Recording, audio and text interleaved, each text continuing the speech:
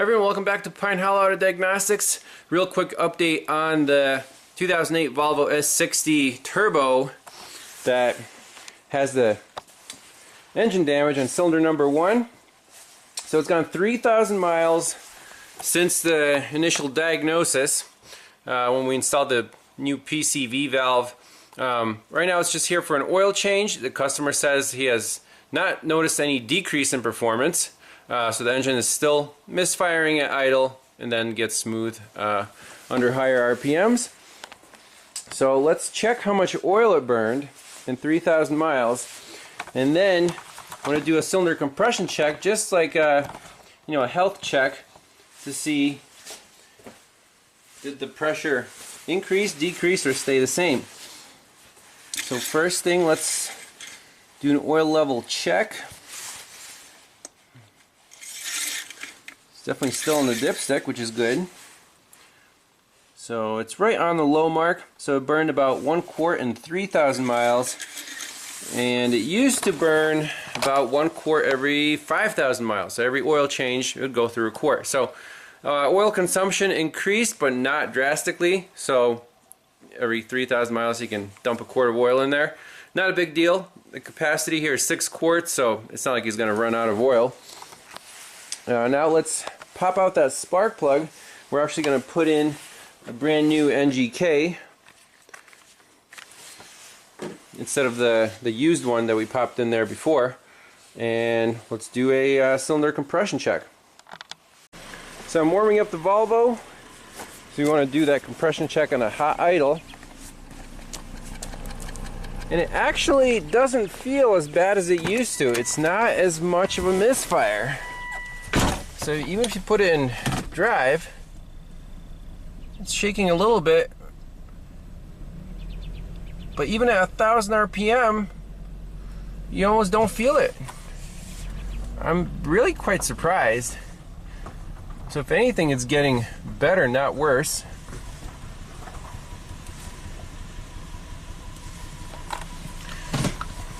Let's pull the spark plug, hook up the pressure transducer. So here's the current code list. We have 5 codes stored in the engine computer. Misfire at least 1 cylinder, misfire cylinder 1, misfire cylinder 2 startup, and cylinder 4 startup. Weird. Front heated oxygen sensor faulty signal. We can take a look at the signal. But that's about it.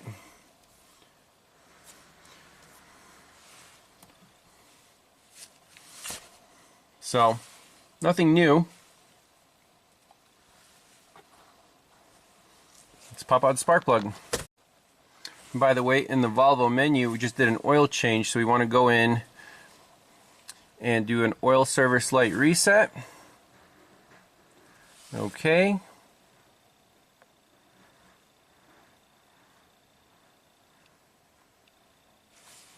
Okay, resetting the reminder. Ignition on. Resetting finished. Super easy.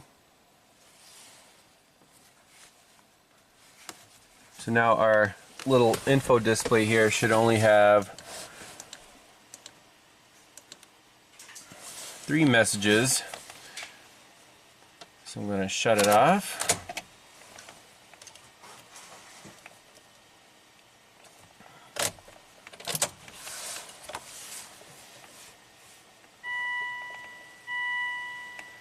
Let's go through our messages. That's it, 3 messages. Bulb failure, position light. Let's look into that. So here's the color of the spark plug that was in there. Actually, it looks pretty decent. Let's pop in the pressure transducer. Alright, let's turn on the pressure transducer. This is the newest model, by the way. And set up our Pico. Now if you remember, we did this same experiment last time, but I lost that data because my hard drive crashed right at the end or beginning of March. So we're just gonna have to go from scratch. 200 psi transducer. You can see the transducer is on. If you shut it off, turn it on. So we're at 0 psi. And last time at idle we were at 43 psi. Good thing I took a video.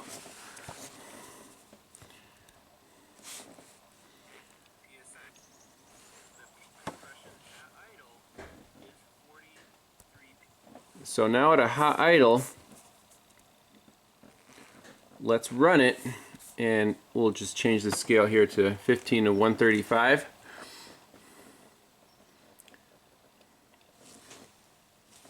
So we'll see the peak compression. Let's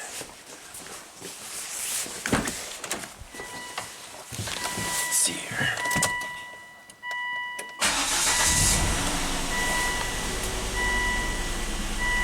We'll let it stabilize. Don't want my laptop to fall.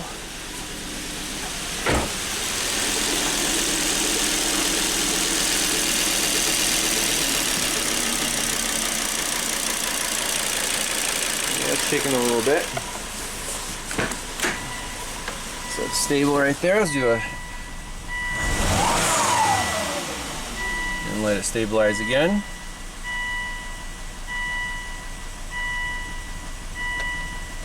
Okay.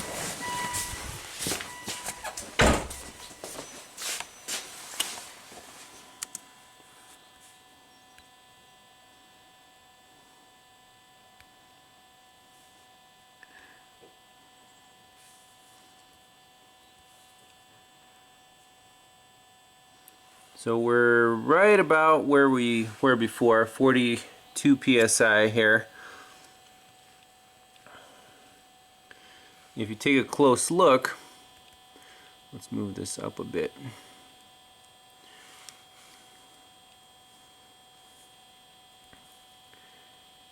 There's definitely that pocket.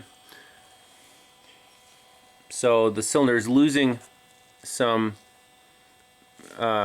amount of air or mixture, and then when it comes back down, it should come back down to exactly the same as where it was on the intake stroke, but it comes down further, greater vacuum, because it lost some of the air mass.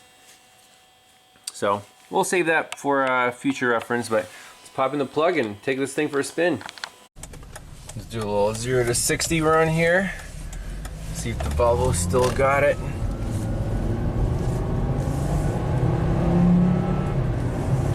Still plenty of power.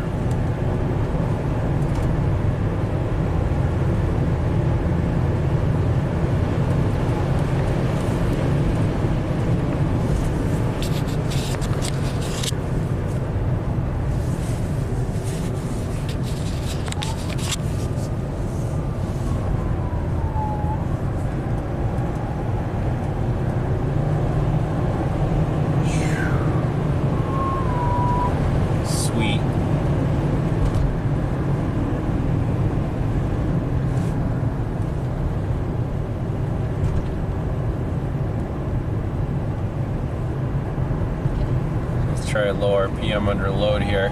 You can barely feel the misfire. Before you could feel it more, I feel like. The turbo doesn't sound any worse. There's no real reason to replace the engine over turbo in this case. Just keep driving it, add a quart of oil every 3,000 miles, and it should be good to go.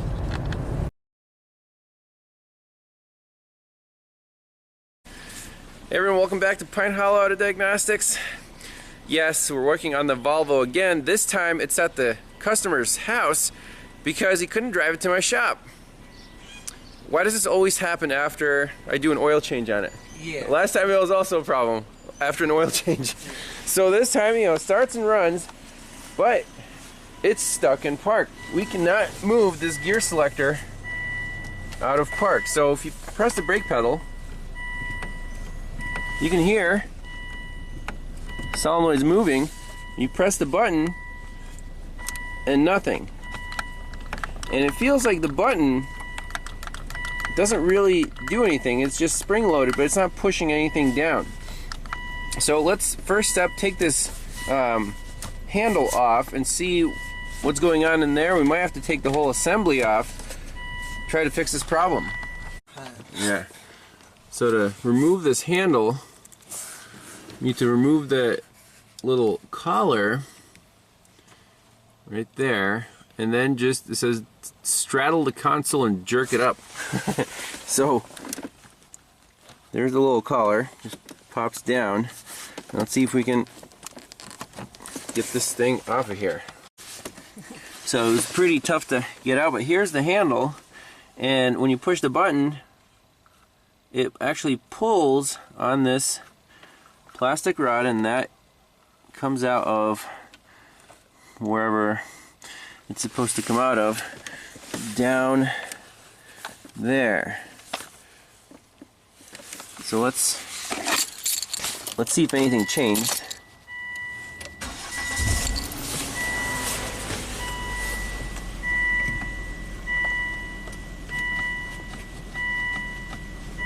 No, it's still stuck.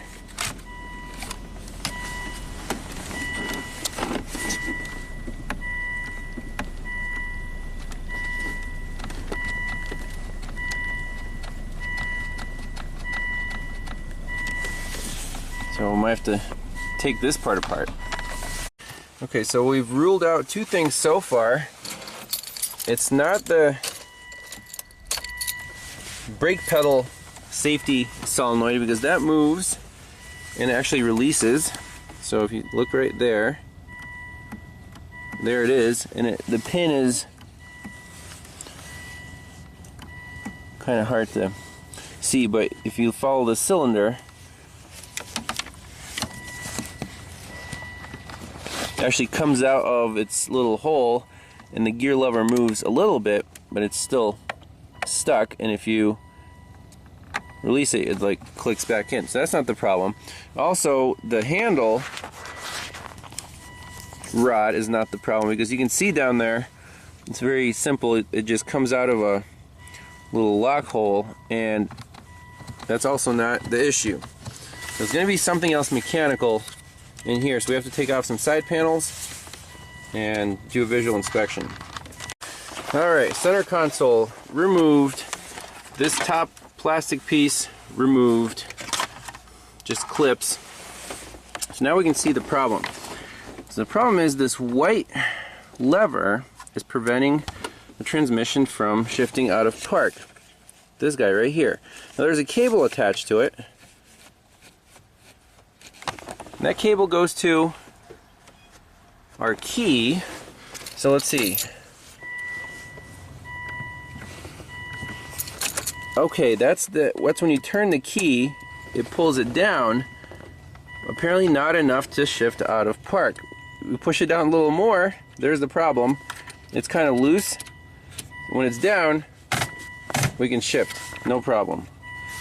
So for some reason, key's off, it's fully up. Key is in the first position. It's supposed to go down further, but only goes down that far. So we have to look towards the key cylinder, see what's going on in there. So popping off the lower cover of this steering column, here's the cable. It pops out when the key's in the on position, and this is how it works. If you depress this button, that lever moves, but it doesn't move enough for some reason. What I'm seeing is there is, in this cable,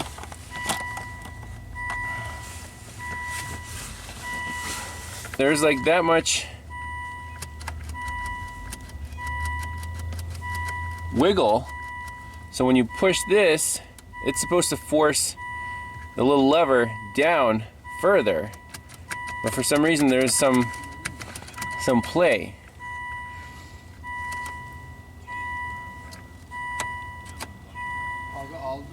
So it pushes in, and this thing only goes down like a little bit.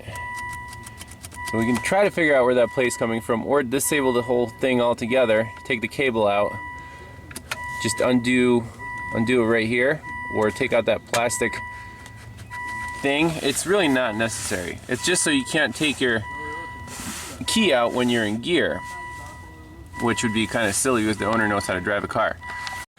So a simple solution approved by the customer here is we're going to leave this out, and then slide this yellow tab back, get the cable out, and then we want to, this thing we can just either fix in the down position or completely remove it because it's useless. Stupid safety stuff. A lot of people on the comments are going to be like, oh my gosh, this is illegal.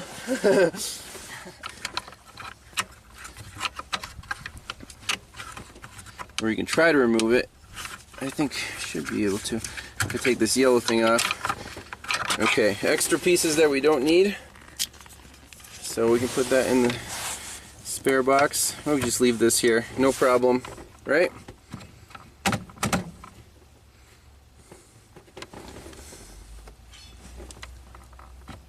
So now it shifts out of park.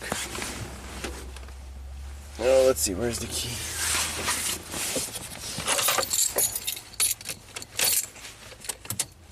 Oh, so only when key on, the solenoid activates. When the brake is applied, then we can shift, no problem. When the key's out, you can also shift, no problem. Nice. Which is okay? Yeah. That's fine for me. Okay. Because otherwise, I think we need a new cable, which... And I don't have time. We don't have time for this. The owner is leaving for a long trip for the summer, so something in there is definitely broken. So it doesn't, this much play is not appropriate in the cable. Okay, so that'll be the fix for now. Maybe later we'll put in a new cable, but I think it's okay. Alright, so everything's back together. So the button works, but without the key now you can shift it. With the key on, you can't shift it. With the brake, you can shift it, no problems. So if your Volvo is stuck in park, check that cable from your ignition switch, and probably the easiest thing to do is pop the steering column off and just try to push it further in. If that doesn't work, you're gonna have to take off your center console. Not a big deal. Just four bolts. 2 in here. Take this panel off, 2 in there, and then you have to fight the parking brake. Not a big deal. And well, it's fixed. The owner's happy. So thanks a lot for watching. We'll see you next time. Bye-bye.